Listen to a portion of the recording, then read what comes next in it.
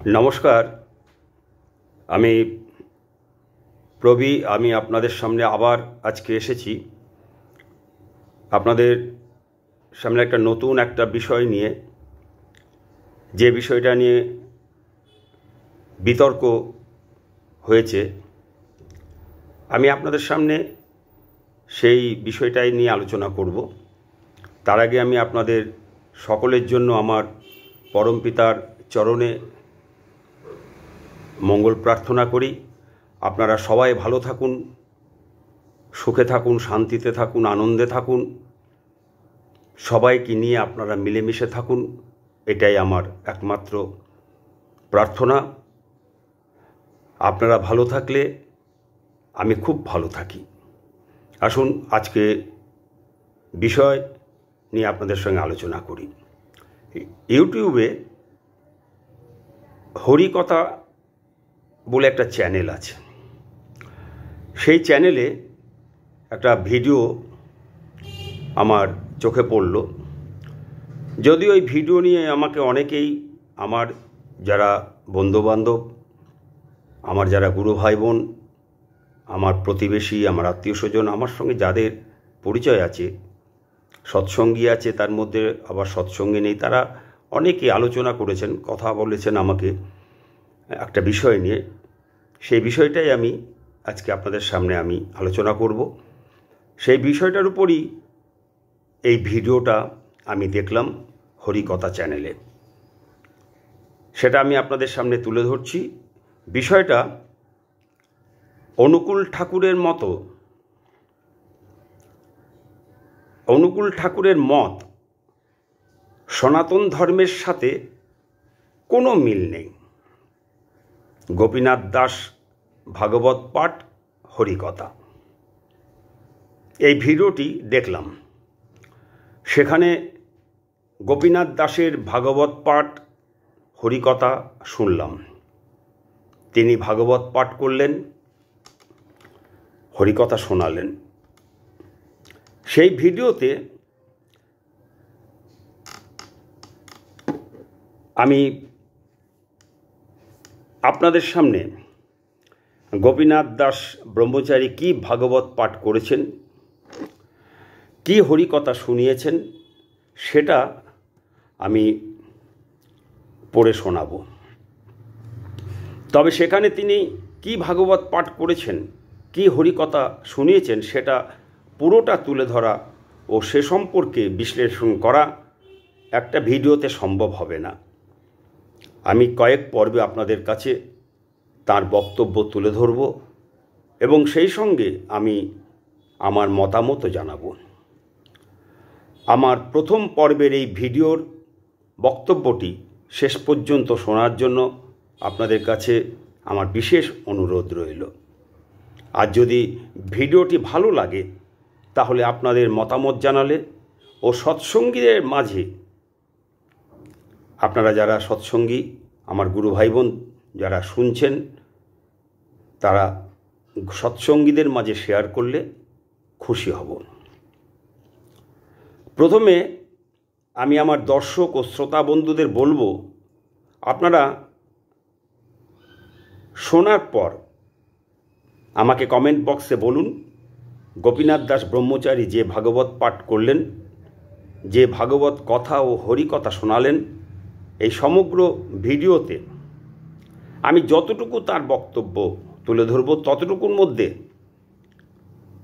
কোনটা ভাগবতের কথা বললেন, তিনি কোন বক্তব্যের মধ্যে হরিকথা শুনতে পেলেন আপনারা, উনি যা বললেন সেগুলো কি ভাগবত পাঠ হলো নাকি হরিকথা বললেন? উনি অনুকূল ঠাকুরের বিরুদ্ধে যা বললেন সমস্তটাই নিন্দা, কুৎসা, অপমান, অশ্রদ্ধায় ভরা তীব্র আক্রমণাত্মক সমালোচনা।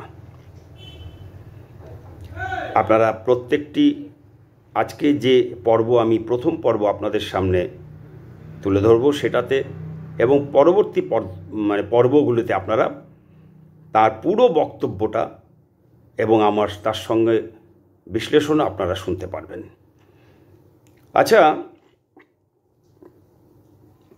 একটা প্রশ্ন আমি আপনাদের কাছে রাখছি, ভাগবত পাঠ কি? এবং আমি গোপীনাথ দাস ব্রহ্মচারী দাদাকেও আমি এই সঙ্গে এই একই প্রশ্নটা আমি রাখছি। আমার অনুরোধ তিনি এর উত্তর দেবেন। ভাগবত বলতে কি বোঝায়? ভাগবত পাঠ কি? ভাগবত বলতে কি বোঝায়? হরিকথা কি? গোপীনাথ দাস ব্রহ্মচারী নিশ্চয়ই জানেন, তাই তিনি সনাতনী সমাজের প্রতিনিধি হয়ে ভাগবত পাঠ করেন, হরিকথা শোনান। আমি ভাগবত পাঠ বা হরিকথা বলতে যা বুঝি সেটা তুলে ধরার চেষ্টা করব আমার শ্রোতা ও পাঠক বন্ধুদের কাছে। আমার যদি ভুল হয় আপনারা আমাকে বলবেন, আমি সংশোধন করে নেব। আমি যা বুঝি, ভাগবত বলতে একটি কৃষ্ণ উপাসনা প্রথাকে বোঝায়। ভাগবত একটি পুরাণ, যাতে হিন্দু দেবতা ও বিষ্ণুর বিভিন্ন অবতার ও ভক্তদের কথা রয়েছে। তাহলে ভাগবত পাঠ মানে কৃষ্ণ ও বিষ্ণুর বিভিন্ন অবতার ও ভক্তদের সম্বন্ধে পড়া, সেটা পাঠ করা। যারা শ্রোতারা, ভক্তমণ্ডলীরা সেই ভাগবত পাঠ শোনেন, তাদের সামনে পাঠ করা। আর হরি অর্থ আর হরিকথা কি, এটাও আমার প্রশ্ন। আমি যা জানি তা হলো, হরি অর্থ যিনি হরণ করেন। একথা সবাই বিশ্বাসী অবিশ্বাসী, যাদেরই একটু পেটে বিদ্যে আছে তারা সবাই জানেন, গোপীনাথ দাদাও জানেন। আর হরিকথা কি? হরিকথা অর্থাৎ হরির কথা।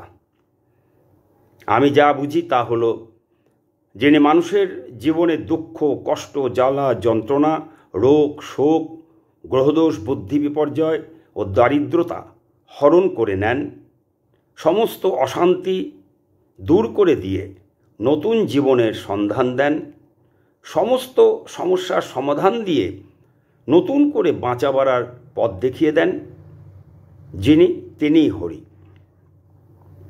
এই সর্বজ্ঞ পুরুষ হরির জীবনের কথা হলো হরির কথা। শ্রোতা বন্ধুরা আমার, দর্শক বন্ধুরা আমার, আমি আপনাদের সামনে গোপীনাথ দাস ব্রহ্মচারী কি বলেছেন সেটা এখন পড়ে শোনাবো। আপনারা নিজেরাই ঠিক করুন, তিনি ভাগবত পাঠ করেছেন, হরিকথা বলেছেন, নাকি তিনি একজন সনাতনী হিন্দু ধার্মিক ব্যক্তি হয়ে সারা বিশ্বের সমস্ত সম্প্রদায়ের কোটি কোটি মানুষের আরাধ্য দেবতা বিশ্ববন্দিত শ্রী ঠাকুর অনুকূলচন্দ্রের নিন্দা কুৎসা করেছেন। কোনটা? আপনারা তার অনুকূল ঠাকুরের মত সনাতন ধর্মের সাথে কোনো মিল নেই।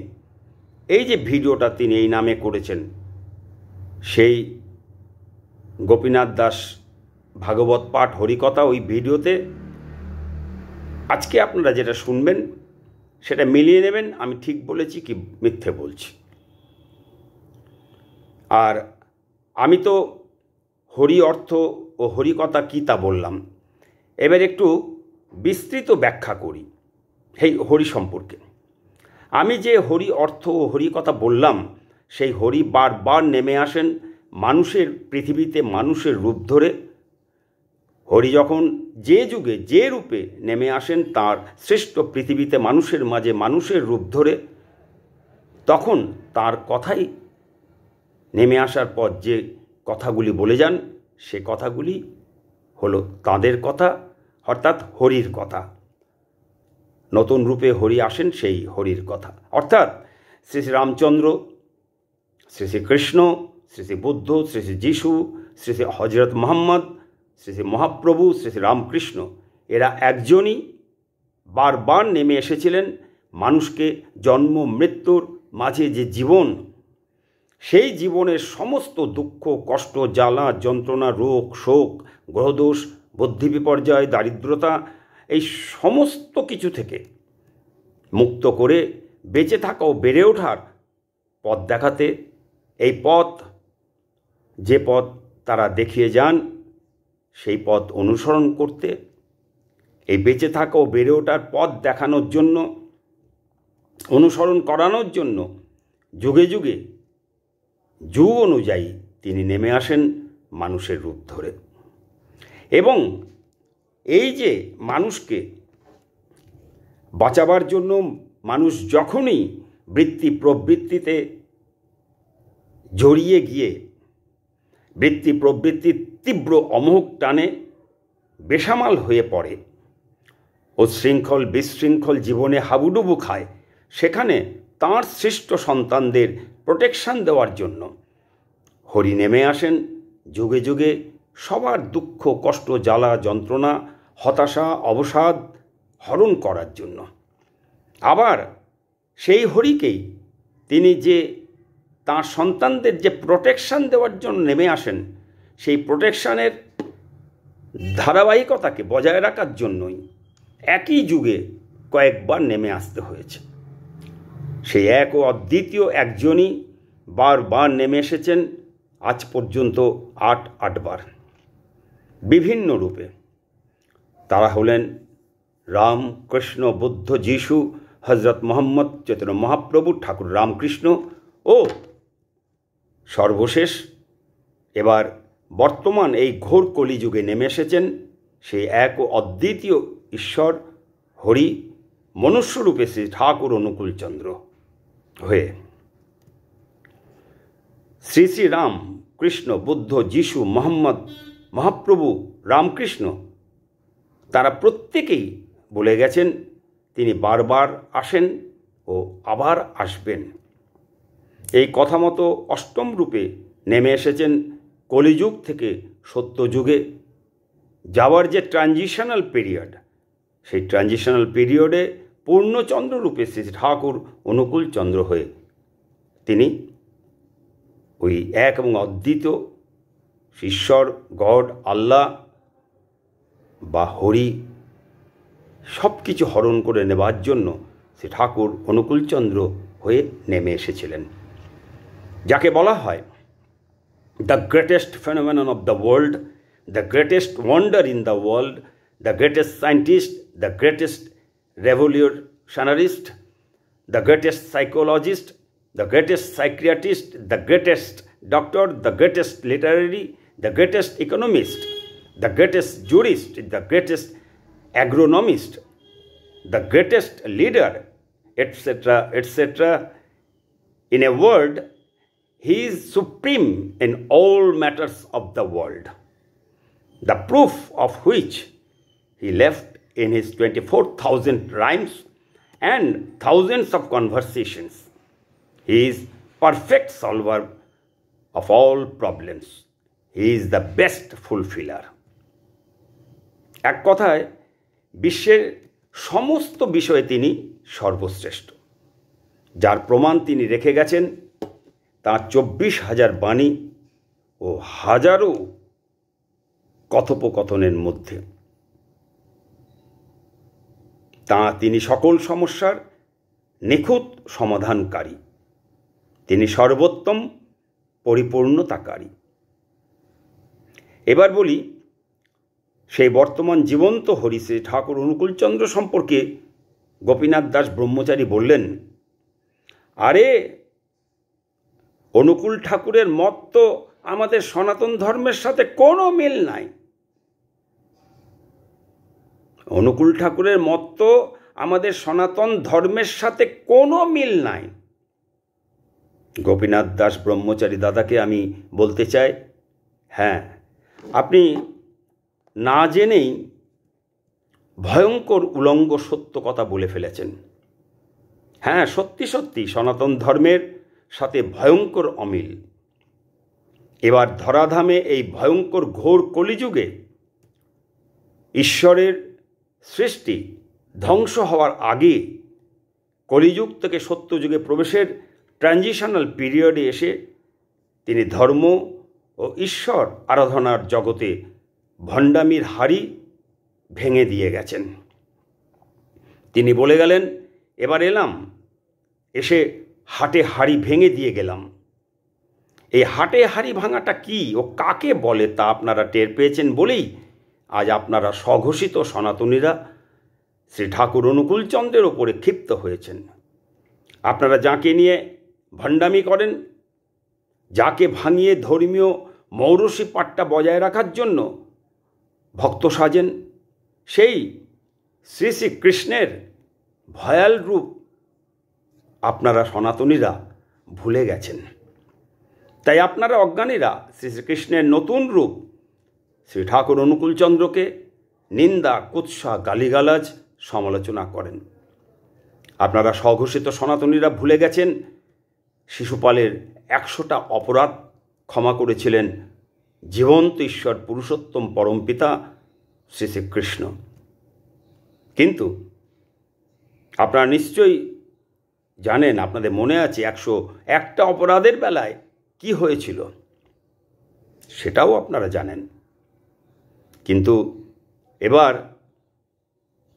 শ্রী শ্রীকৃষ্ণ শ্রী শ্রী ঠাকুর অনুকূলচন্দ্র রূপে এসে বলে গেছেন, এবার আমি এসেছি বধ করতে নয়, প্রেম ভালোবাসায় বশ করতে।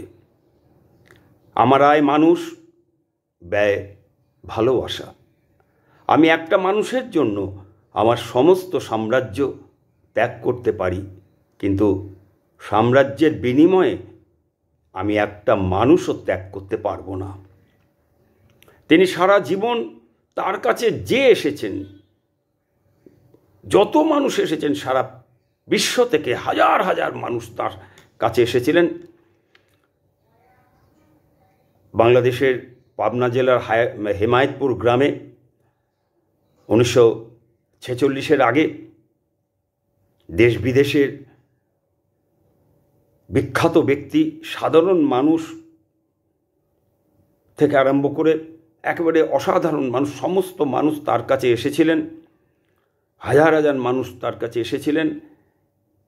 আবার এই বাংলায় যখন ভারত ভাগের পর যখন তিনি 1946 সালে যখন তিনি চলে এলেন, তারপরে যখন তিনি বাংলায় জায়গা পেলেন না, বাংলায় তাকে থাকতে দেওয়া হলো না, তখন তিনি চলে গেলেন তৎকালীন বিহার, বর্তমানে ঝাড়খণ্ড রাজ্যের দেওঘরে। সেখানে তিনি 1969 সাল পর্যন্ত ছিলেন। সব মিলিয়ে ওখানে 23 বছর ছিলেন দেওঘরের বুকে।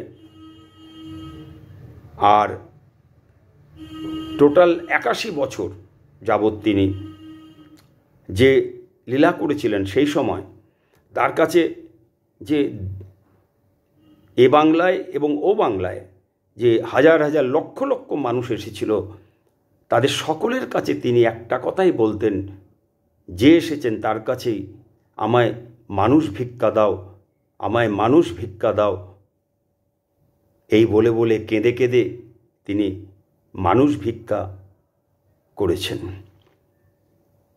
তাই বলি, তার প্রেম ভালোবাসায় যদি বশ না হন, তার বিরুদ্ধে যদি কুৎসার আক্রমণ করতে থাকেন, তার কলিযুগ থেকে সত্যযুগে যাওয়ার ট্রানজিশনাল পিরিয়ডে তার রথকে থামাবার চেষ্টা করেন, তাহলে মনে রাখবেন ঈশ্বর ছাড় দেন কিন্তু ছেড়ে দেন না।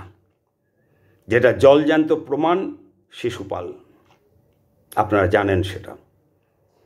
সমস্ত ধর্মমতের ধর্ম ও ঈশ্বরের সঙ্গে যুক্ত ভক্তপ্রাণ, ইষ্টপ্রাণ, যোগী, ধ্যানী, গোসাই, গোবিন্দের যত দল আছে, ধর্ম ও ঈশ্বর জগতে বিচরণ করা কপট ভণ্ড ভক্ত মানুষেরা, সাজা সাধুর দল, যে তার এবারে যে হাটে হাড়ি ভাঙা কাকে বলে, তিনি বলে গেছিলেন যে এবার এলাম, আমি একেবারে হাটে হাড়ি ভেঙে দিয়ে গেলাম।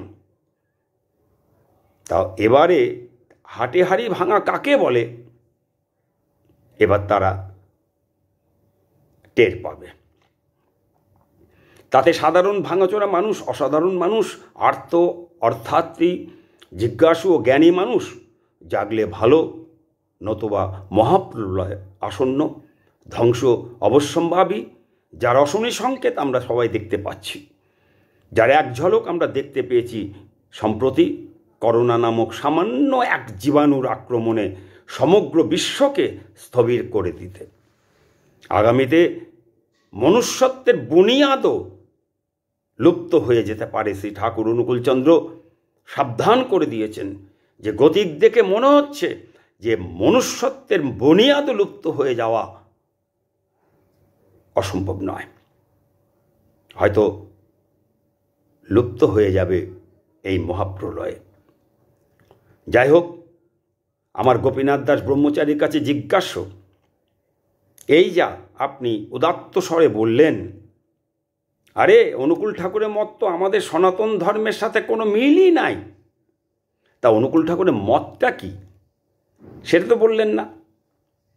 আচ্ছা, এই যে সনাতন সনাতন বলে হঠাৎ ঘুম ভেঙে উঠেছেন, কোথায় ছিল হাজার হাজার বছরের সনাতন ধর্ম এতদিন? কই এতদিন কেন? ৭৭ বছর স্বাধীন হয়েছে দেশ, এতদিন কেন আপনাদের সনাতনীদের এরকম সনাতন সনাতন নিয়ে হুঙ্কার শুনিনি? আর জেগে উঠেই প্রথমেই মনে হলো, আপনাদের বাচ্চা থেকে বুড়ো সকলের মনে হলো যে শ্রী ঠাকুর অনুকূলচন্দ্র তার সৎসঙ্গ প্রতিষ্ঠানকে ফেসবুকে আর ইউটিউবে আক্রমণ করতে হবে। আপনারা সনাতনীরা সবাই ছোট থেকে বড় মোবাইলে ক্যামেরার সামনে বসে ঠাকুরকে সমালোচনা করে যাচ্ছেন মহাজ্ঞানী সেজে। একের পর এক ভিডিও করে যাচ্ছেন বিভিন্ন জন গেরুয়া কাপড়ে চন্দনে নানা রকমভাবে সেজে আপনার ঠাকুরের বিরুদ্ধে নানা রকম প্রোপাগান্ডা করে যাচ্ছেন। মনে হচ্ছে যেন শ্রী ঠাকুর আপনাদের মতন বটতলার বালখিল্য ঠাকুর। আর এমনই অবাক কাণ্ড, সেই সনাতনীদের দ্বারা সমালোচিত শ্রী ঠাকুর অনুকূলচন্দ্র ভারতবর্ষের সমস্ত রাজ্য ছাড়িয়ে বিশ্বের বিভিন্ন দেশের মধ্যে বাংলাদেশ এবং নেপাল এগিয়ে রয়েছে। ভুটানেও কার্যক্রম শুরু হয়েছে। বার্মায়, বর্তমানে যেটা মায়ানমার, কয়েক দশক আগে, এমনকি ভারতের স্বাধীনতার আগেও সৎসঙ্গ আন্দোলন ছড়িয়ে পড়েছিল। রেঙ্গুনে, বর্তমানে ইয়াঙ্গুন, সেখানেও একটি কেন্দ্র প্রতিষ্ঠিত হয়েছিল। এমনকি দ্বিতীয় বিশ্বযুদ্ধের আগেও, যা এখনও সেখানে ভক্তদের দ্বারা পরিচালিত হয়। সৎসঙ্গ আন্দোলন মার্কিন যুক্তরাষ্ট্র এবং কানাডা, যুক্তরাজ্য এবং ইউরোপের বিভিন্ন দেশ, সংযুক্ত আরব আমিরাত এবং মধ্যপ্রাচ্যের অন্যান্য দেশ, সিঙ্গাপুর, মালয়েশিয়া এবং অন্যান্য দক্ষিণ পূর্ব এশিয়ার দেশগুলিতে বিকাশ লাভ করেছে।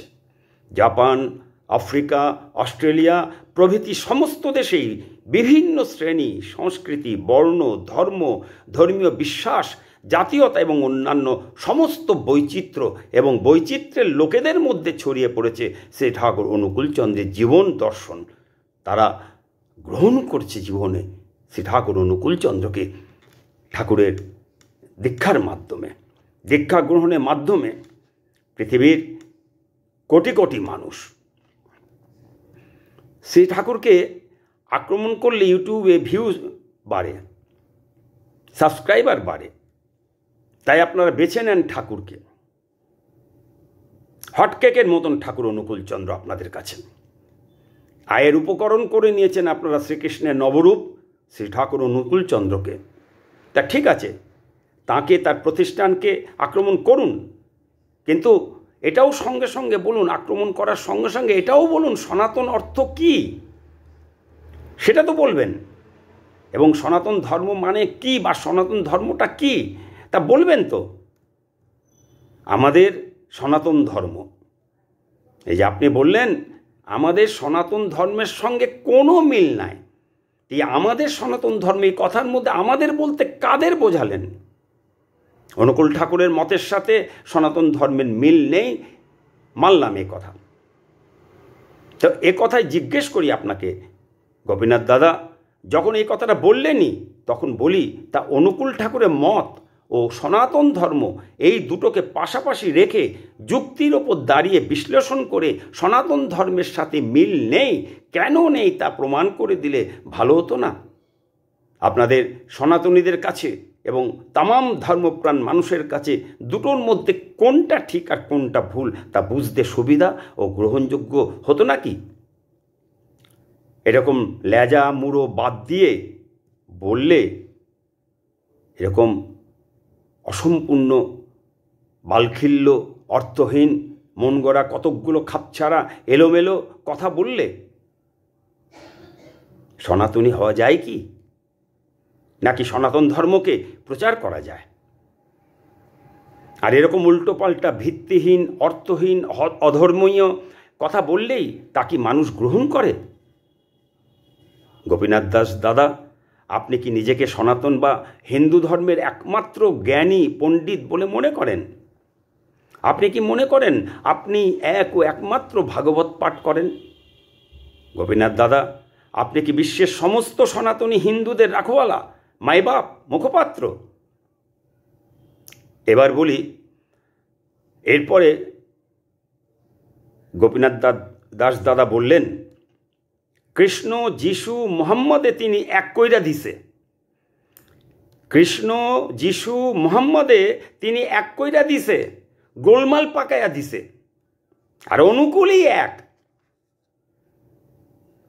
আপনি কি বললেন? অনুকূল ঠাকুর কৃষ্ণ যিশু মোহাম্মদে এক কইরা দিছে। তা গোপীনাথ দাস দাদাকে আমার জিজ্ঞাস্য, অনুকূল ঠাকুর না হয় গোলমাল পাকাইয়া দিছে, কিন্তু আপনি তো সনাতনী, আপনি তো সনাতনীদের অগ্রণী, আপনি কৃষ্ণ ভক্ত। তা আপনি কৃষ্ণ যিশু মোহাম্মদ যে এক না, সেটা তথ্য ও তত্ত্ব দিয়ে যুক্তির ওপর দাঁড়িয়ে প্রমাণ করে দিন যে অনুকূল ঠাকুর গোলমাল পাকাইয়া দিছে। কৃষ্ণ যিশু মোহাম্মদ এরা এক না।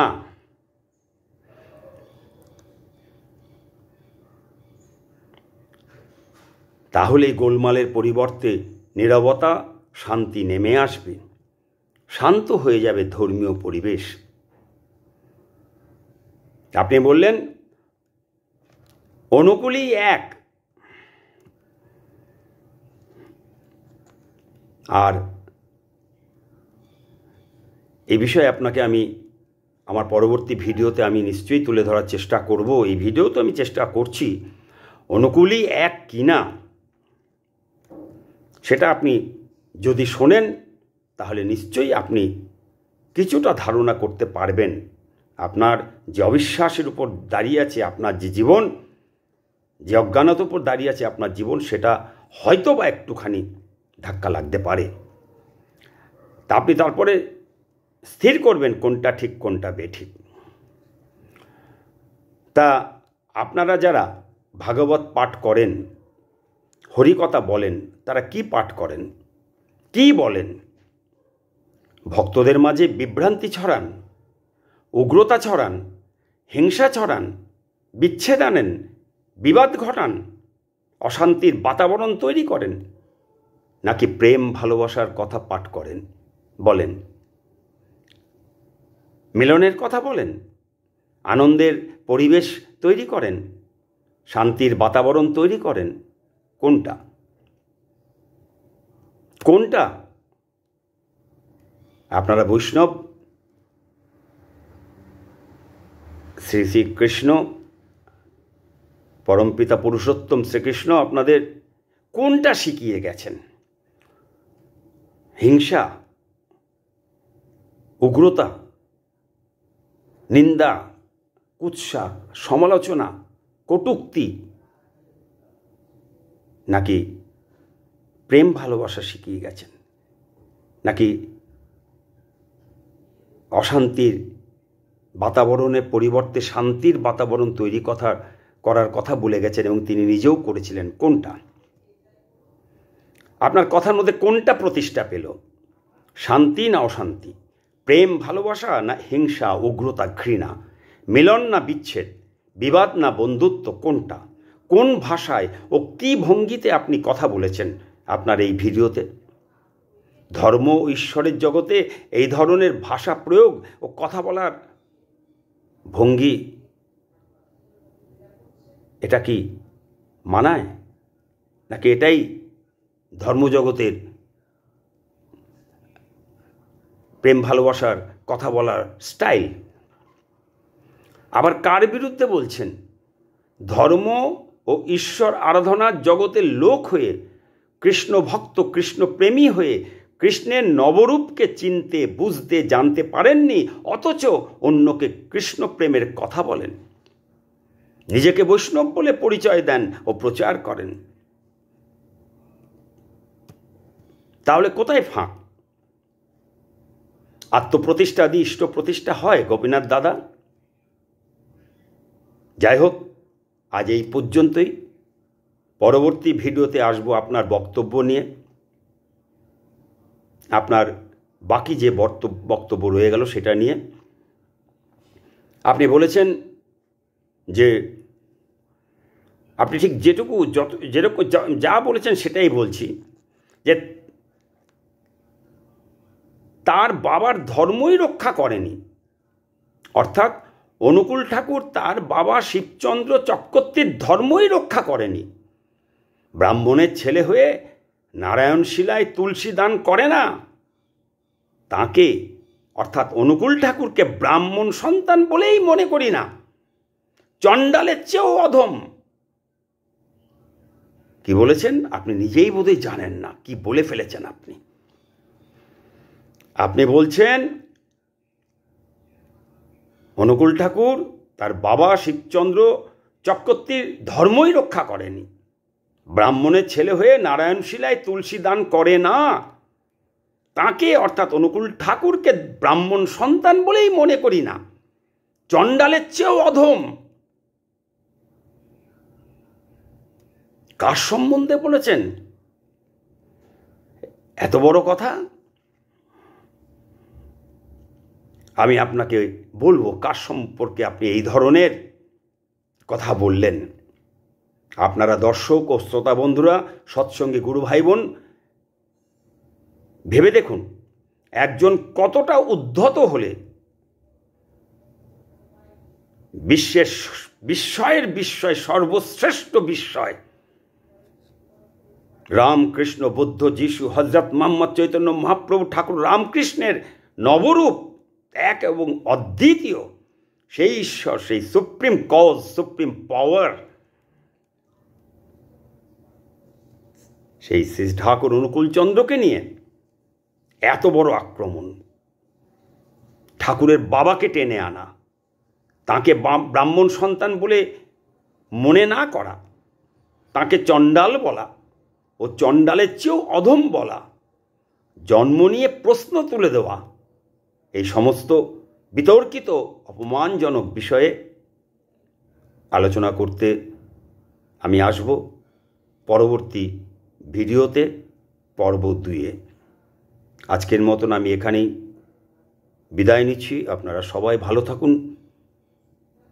আশা করি আপনারা আমার এই বক্তব্যের উত্তর দেবেন। নমস্কার, জয় গুরু।